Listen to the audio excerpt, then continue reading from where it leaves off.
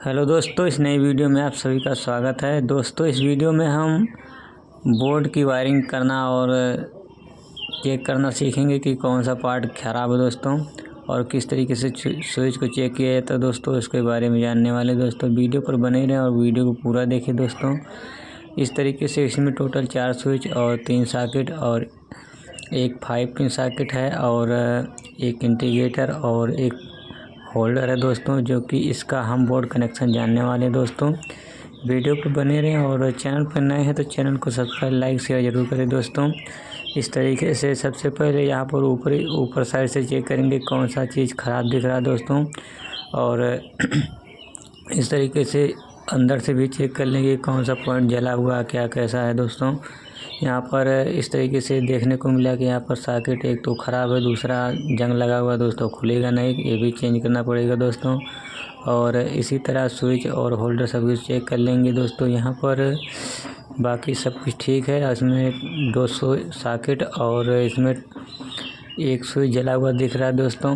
अब सबसे पहले स्विच को हम चेक कर लेते हैं कि स्विच कहीं ऐसा तो नहीं, दिखने में सही लग रहा है लेकिन अंदर से गड़बड़ है दोस्तों। इसलिए उसको चेक करने के लिए एक continuity tester, series testing lamp और मल्टीमीटर होना ज़रूरी है दोस्तों, क्योंकि यहाँ पर स्विच को ऑन करने पर यहाँ पर कंटिन्यूटी आना चाहिए दोस्तों, दोनों स्विच के पॉइंट पर। इस तरीके से यहाँ पर ऑन करने पर कंटिन्यूटी आना चाहिए। इसी तरह इसको भी चेक करेंगे तो दोस्तों यहाँ पर कंटिन्यूटी नहीं बता रहा दोस्तों। इस तरीके से इसमें सभी स्विच इसमें ख़राब है दोस्तों, क्योंकि यहाँ पर ऑन करने पर कंटिन्यूटी नहीं आ रहा दोस्तों।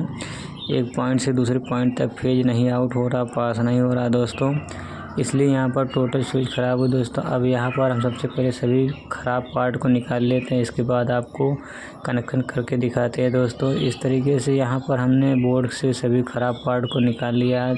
टोटल इसमें 4 स्विच थे तो 4 स्विच ख़राब थे, और बाकी 2 पिन सॉकेट थे वो भी ख़राब थे। बाकी जो भी सही था इसमें दोस्तों पुराना वाला वो छोड़ दिए हैं। इसके बाद इसमें हम कनेक्शन करने वाले हैं। सबसे पहले इसमें इस तरीके से स्विच को लगा लेंगे इस बोर्ड में, और सॉकेट को भी लगा लेंगे। उसके बाद अच्छे से पेच के द्वारा टाइट कर लेंगे दोस्तों। इसके बाद पेच के द्वारा टाइट करने के बाद इसका कनेक्शन बताने वाले दोस्तों। यहाँ पर सॉकेट और स्विच को ध्यान देना होता है कि जो इसमें लिखावट होता है दोस्तों, उसको हमेशा सीधा करके रखेंगे तो स्विच और सॉकेट सीधा आएगा दोस्तों। अन्यथा यहाँ पर स्विच और उल्टा लगा देंगे तो ऑफ करने पर ऑन होगा और ऑन करने पर ऑफ होगा दोस्तों। इसलिए यहाँ पर ध्यान देना होता है कि जो भी इसमें लिखावट होता है दोस्तों, उसको सीधा करना होता है। जब सीधा करेंगे तो स्विच ऑटोमेटिक तरीके से सीधा ही आएगा दोस्तों, क्योंकि इन सब बातों के ध्यान नहीं देंगे तो स्विच उल्टा लग जाएगा दोस्तों। इस तरीके से यहाँ पर हमने बोर्ड में स्विच और सॉकेट को लगा लिया दोस्तों। अब इसमें हम कनेक्शन जानने वाले हैं दोस्तों। वीडियो पर बने रहे और वीडियो को पूरा देखिए दोस्तों, क्योंकि कनेक्शन में ही ध्यान देना होता है दोस्तों। यहाँ पर सभी लोग कनेक्शन अच्छी ढंग से नहीं कर पाते हैं दोस्तों, क्योंकि यहाँ पर कुछ रूल होता है दोस्तों कनेक्शन करने में। यहाँ पर इस तरीके से टोटल स्विच सॉकेट हमने इसके बोर्ड में लगा लिया दोस्तों। अब यहाँ पर कनेक्शन करने वाले दोस्तों, सबसे पहले चेक करना है कि इसमें कितना सॉकेट कितना क्या है दोस्तों। तो यहाँ पर सबसे पहले जितना स्विच रहेगा दोस्तों, उसमें हम इस तरीके से यहाँ पर 3 सॉकेट और एक 5 पिन सॉकेट, इंडिकेटर, होल्डर और 4 स्विच इस तरीके से लगा हुआ। बाकी दोस्तों यहाँ पर सबसे पहले यहाँ पर देख लेना ज़रूरी होता है कि कितना क्या है दोस्तों। तो यहाँ पर जो भी स्विच रहता है दोस्तों, सबसे पहले फेज को वहाँ पर स्विच में इन करते हैं दोस्तों। जितने भी स्विच रहेंगे उनके निचले पॉइंट पर स्विच में फेज को इन किया जाता है दोस्तों। फेज वहीं तक जाता है स्विच तक जहाँ जहाँ पर स्विच रहेगा और इंडिकेटर रहेगा दोस्तों। इस तरीके से वीडियो में दिख रहा होगा कि इस तरीके से हम कनेक्शन कर रहे हैं दोस्तों। इस तरीके से एक लंबा वायर लेके जितने भी स्विच रहेंगे उसके निचले पॉइंट पर इस तरीके से आपस में शॉर्ट करेंगे, कॉमन बनाएंगे दोस्तों। इसके बाद टोटल कनेक्शन जानने वाले दोस्तों, धीरे धीरे करके वीडियो को देखें दोस्तों, पूरा देखें, तभी आपको अच्छे से समझ में आएगा किस तरीके से कनेक्शन किया जाता है। इस वीडियो को अगर आप समझ लेंगे तो किसी भी बोर्ड का कनेक्शन करना आपके लिए एकदम आसान हो जाएगा दोस्तों। इस तरीके से जितने भी स्विच रहेंगे उसको देख के सभी में इस तरीके से निचले पॉइंट पर फेज को इन करेंगे दोस्तों यहाँ पर एक तार के द्वारा इस तरीके से। इसके बाद पेज को टाइट कर लेंगे दोस्तों। पेज को टाइट करने के बाद यहाँ पर इंटीग्रेटर है, तो दोस्तों इंटीग्रेटर में आप दोनों पॉइंट में किसी एक पॉइंट में दोस्तों फेज को इन करा सकते हैं, कोई दिक्कत नहीं होगा। क्योंकि इंटीग्रेटर को चलने के लिए या इंटीग्रेटर लाइन को चलने के लिए दोस्तों फेज और न्यूट्रल की आवश्यकता होती है। तो दोस्तों यहाँ पर इंटीग्रेटर है, तो इसकी किसी भी एक पॉइंट पर आप इस तरीके से लगा सकते हैं। तो दोस्तों यहाँ पर सबसे पहले एक छोटा सा वायर लेंगे, उसमें एक ट्विस्ट करके आउट करेंगे बोर्ड से, जो कि यहाँ से बोर्ड में पावर सप्लाई फेज इन होगा दोस्तों इस बोर्ड में, और यहाँ से इन होगा इंटीग्रेटर में जाएगा, इसके बाद स्विच में जाएगा दोस्तों। इस तरीके से यहाँ पर फेज इन होगा। तो इसके बाद यहाँ से फेज को डिस्ट्रीब्यूट किया जाएगा सभी पार्ट में दोस्तों, जो कि सॉकेट और होल्डर। इस तरीके से इसमें स्विच के माध्यम से फेज को भेजा जाएगा दोस्तों। क्योंकि जिस भी उपकरण इसके माध्यम से चलेंगे उनको बंद चालू होना ज़रूरी है, तो बंद चालू करने के लिए यहाँ पर स्विच लगाया जाता है दोस्तों।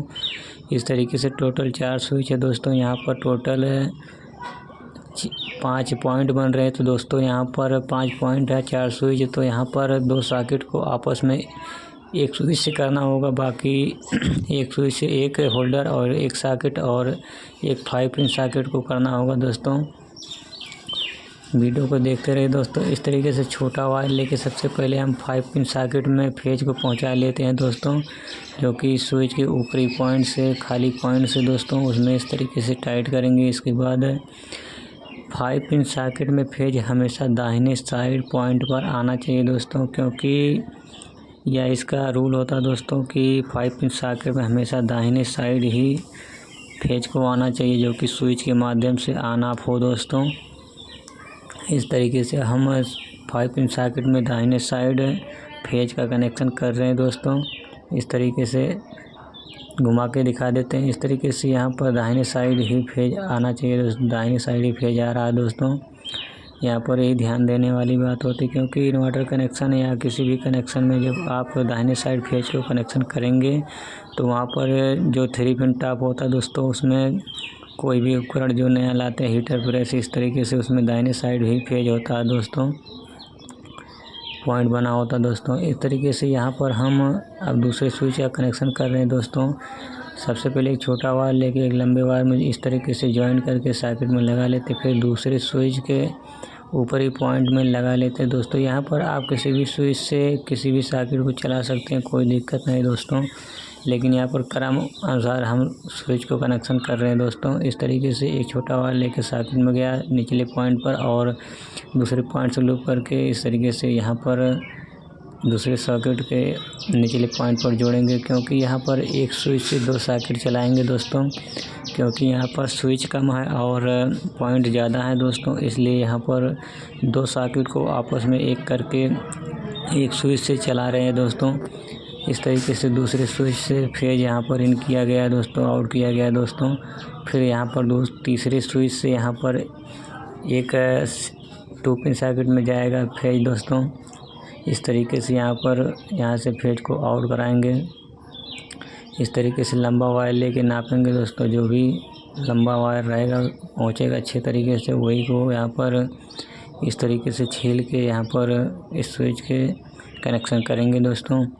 वीडियो को देखते रहें और वीडियो को पूरा देखें दोस्तों। वीडियो पसंद आए तो चैनल को लाइक सब्सक्राइब शेयर ज़रूर करें दोस्तों।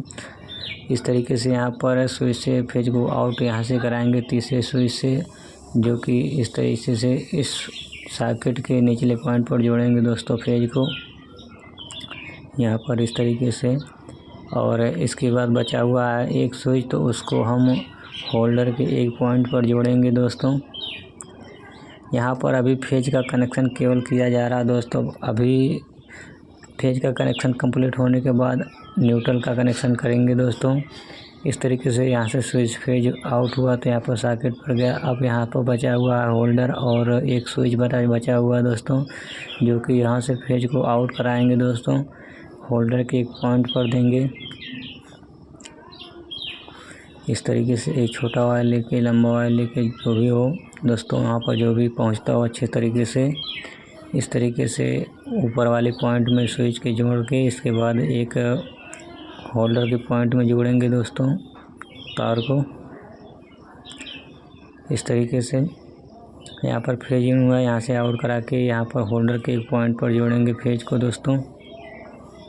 इस तरीके से यहाँ पर जोड़ लेने के बाद अब फेज का कनेक्शन टोटल कंप्लीट हो गया दोस्तों। यहाँ पर अब न्यूट्रल का कनेक्शन करेंगे दोस्तों। यहाँ पर न्यूट्रल का कनेक्शन जितने भी पॉइंट खाली बचे हुए हैं दोस्तों, वहाँ पर सभी में न्यूट्रल का पॉइंट दे देना है दोस्तों। इस तरीके से यहाँ पर फेज इन हुआ और इस तरीके से स्विच पर गया, स्विच से होते हुए फिर सॉकेट पर गया, फिर स्विच से होते हुए फिर ये दोनों सॉकेट पर जाएंगे दोस्तों। इस तरीके से फिर तीसरे स्विच से फेज आउट होते हुए इस सिंगल पिन, जो सिंगल एक अकेला 2 पिन सॉकेट है, उस पर जाएगा, फिर यहाँ पर होल्डर पर जाएगा दोस्तों। यहाँ पर फेज का कनेक्शन टोटल हो चुका है दोस्तों।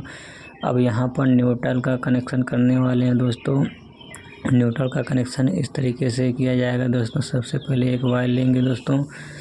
यहाँ पर हम कलर कोड की बात नहीं करेंगे दोस्तों। यहाँ पर हमारा सिंगल ही कलर है दोस्तों, जो कि यहाँ पर आप अलग अलग कलर से कनेक्शन कर सकते हैं। न्यूट्रल को काले से और फेज को लाल से कर सकते हैं दोस्तों। इस तरीके से न्यूट्रल का कनेक्शन हम जितने भी पॉइंट खाली बचे हुए हैं दोस्तों, वहाँ पर न्यूट्रल का कनेक्शन करेंगे। इस तरीके से यहाँ पर एक तार ज्वाइन करेंगे सॉकेट पर, फिर यहाँ से लूप करके इस तरीके से इन दोनों सॉकेट में और इस सॉकेट में और होल्डर में और इंडिकेटर में जो बचा हुआ खाली पॉइंट, वहाँ पर न्यूट्रल देंगे दोस्तों, क्योंकि न्यूट्रल सभी में कॉमन होता है दोस्तों। बाकी फेज को ही स्विच के माध्यम से ऑन ऑफ कराया जाता है दोस्तों। सही नियम तो यही है दोस्तों, फेज को स्विच के माध्यम से ऑन ऑफ कराना चाहिए दोस्तों, क्योंकि फेज ही मेन होता है दोस्तों। अगर वहाँ पर फेज को कॉमन बनाएंगे तो वहाँ पर फेज हमेशा सभी उपकरण में जाता रहेगा और करंट लगने का चांस ज़्यादा रहेगा दोस्तों। इसलिए यहाँ पर फेज को स्विच के माध्यम से ऑन ऑफ कराना चाहिए और बाकी न्यूट्रल को कॉमन रखना चाहिए दोस्तों। इस तरीके से सभी पॉइंट पर सभी 2-3 सॉकेट और 5 पिन सॉकेट और होल्डर में और इंडिकेटर में इस तरीके से न्यूट्रल को लूप करके कॉमन करके सभी को आपस में एक करेंगे दोस्तों। इस तरीके से यहाँ पर सभी को लूप कर रहे हैं दोस्तों, आपस में न्यूट्रल को सॉकेट, होल्डर और इंडिकेटर तक ले जाकर वहाँ से इंडिकेटर से फिर फेज को इन करेंगे उसके दूसरे पॉइंट पर, इंडिकेटर के जो बचा हुआ था खाली पॉइंट उस पर। इस तरीके से यहाँ पर कट कर लेते हैं। इसके बाद यहाँ पर भी न्यूट्रल दे देते हैं दोस्तों। इस तरीके से फिर एक छोटा वायर लेके यहाँ पर होल्डर पे कनेक्ट करेंगे न्यूट्रल को, उसी न्यूट्रल को। इस तरीके से यहाँ पर सॉकेट में भी न्यूट्रल दे दिए, फिर होल्डर में न्यूट्रल देंगे। इसके बाद है वहीं से इंडिकेटर की एक खाली पॉइंट पर जाएगा न्यूट्रल। इस तरीके से होल्डर पर जाएगा, फिर होल्डर से होती है इंडिकेटर के दूसरे पॉइंट जो खाली पॉइंट था उस पर फिर वो न्यूट्रल जाएगा दोस्तों। फिर वहाँ से इन होगा दोस्तों। वीडियो को देखते रहें दोस्तों, और वीडियो पसंद आए तो चैनल को लाइक, सब्सक्राइब, शेयर जरूर करें दोस्तों। इस तरीके से यहाँ पर आपको कनेक्शन अच्छे से समझ आ रहा होगा दोस्तों, किस तरीके से कनेक्शन किया जाता है बोर्ड का दोस्तों। यही सही कनेक्शन है दोस्तों। यहाँ पर आप थोड़ा तार को छोटा भी लगा सकते हैं दोस्तों। यहाँ पर थोड़ा बड़ा तार लगाया गया है दोस्तों, ताकि दिक्कत ना हो ज़्यादा कनेक्शन करने में दोस्तों। यहाँ पर इंडिकेटर में दूसरे पॉइंट पर इस तरीके से न्यूट्रल जाएगा, तो यहाँ पर जब फेज न्यूट्रल जाएगा तो इंडिकेटर सबसे पहले जलेगा दोस्तों। इसके बाद जब आप स्विच के माध्यम से ऑन ऑफ करेंगे तो यहाँ पर होल्डर सॉकेट में पावर सप्लाई जाएगा दोस्तों। यहाँ पर जब पावर इन करेंगे तो इंडिकेटर परमानेंट जलता रहेगा दोस्तों, बताता रहेगा कि यहाँ पर पावर सप्लाई आ रहा है कि नहीं दोस्तों। इस तरीके से फेज यहाँ से इन हुआ, स्विच पर गया, स्विच के माध्यम से सभी सॉकेट और होल्डर पर जाएगा दोस्तों। इस तरीके से, और फिर यहाँ पर सॉकेट पर जाएगा, फिर इसी तरह होल्डर और सॉकेट में जाएगा। फिर न्यूट्रल बाकी यहाँ पर इंडिकेटर से जाते हुए सभी में कॉमन है न्यूट्रल दोस्तों। इस तरीके से टोटल कनेक्शन इसका होता है दोस्तों। इस तरीके से न्यूट्रल को यहाँ पर सभी में कॉमन किया गया है दोस्तों। जो खाली पॉइंट है दोस्तों उसमें इस तरीके से जोड़ के आगे इस तरीके से कॉमन बनाया गया है दोस्तों। वीडियो पसंद आया हो तो चैनल को लाइक सब्सक्राइब शेयर जरूर करें दोस्तों। तब तक के लिए बाय, मिलते हैं नेक्स्ट वीडियो में नई वीडियो के साथ दोस्तों। एक बार इसको हम टेस्ट करके भी देख लेते हैं दोस्तों कि क्या बोर्ड सही हुआ कि नहीं सही हुआ दोस्तों। इस तरीके से यहाँ पर हमारे पास एक पावर बोर्ड है दोस्तों। इसमें इस तरीके से हम पावर को इन करेंगे दोस्तों। किसी में आप किसी तार को लगा सकते हैं, कोई दिक्कत नहीं है, लेकिन आप पीले में भेज देंगे तो ज़्यादा ठीक रहेगा दोस्तों, क्योंकि यहाँ पर स्विच के माध्यम से कट ऑफ होगा फेज। इस तरीके से यहाँ पर फेज इन हो चुका है दोस्तों। इंडिकेटर जल रहा है अब यहाँ पर। इस तरीके से ऑन ऑफ करने पर होल्डर में पावर सप्लाई जा रहा है दोस्तों। इसी तरह हम एक चार्जर लेके यहाँ पर सर्किट में चेक कर लेते हैं पावर सप्लाई की आ रहा है कि नहीं दोस्तों। इस तरीके से यहाँ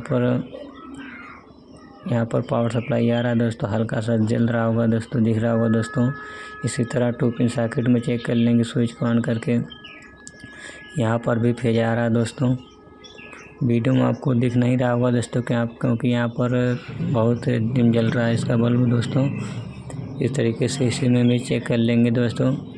यहाँ पर भी पावर सप्लाई आ रहा है दोस्तों। और इसी तरह इसमें भी चेक कर लेते हैं दोस्तों। इसमें भी पावर सप्लाई आ रहा है दोस्तों। बहुत हल्का ग्लो हो रहा है बल्ब दोस्तों। इस तरीके से आप भी बोर्ड का कनेक्शन कर सकते हैं घर पर ही दोस्तों। तब तक के लिए बाय, मिलते हैं नेक्स्ट वीडियो में नई वीडियो के साथ।